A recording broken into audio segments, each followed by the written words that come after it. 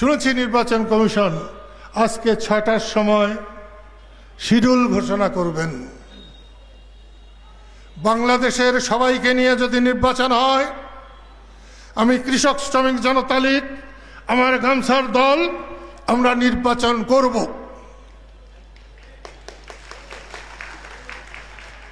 আর যদি বাংলাদেশের সংখ্যাগরিষ্ঠ মানুষ বাদ থাকে, শুধু বিএনপি, জামাত আর এনসিপি এ নিয়ে নির্বাচন হলে 20% ভোটারও ভোট দিতে যাবে না, ওই ভোটে আমরাও যাব না।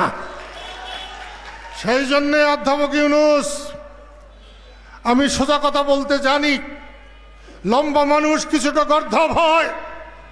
আমি কিন্তু বলেছি, আমি আপনাকে চিনতে পারি নাই, আমার আগে আপনাকে হাসিনা চিনেছে, দেশের মানুষ চিনেছে।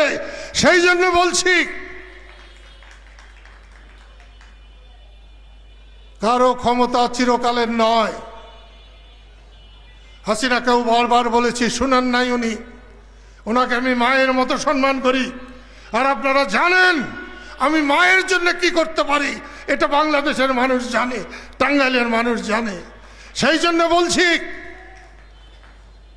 শেখ হাসিনার অন্যায় শেখ মুজিবের অন্যায় না, শেখ হাসিনার অন্যায় মুক্তিযুদ্ধের অন্যায় না, শেখ হাসিনার অন্যায় আওয়ামী লীগের অন্যায় না।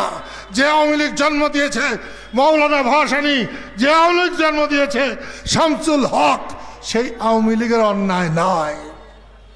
তাই হাসিনার বিচার করবেন বলে আপনি আওয়ামী লীগেরও বিচার করবেন, করতে পারবেন না, পারবেন না, পারবেন না।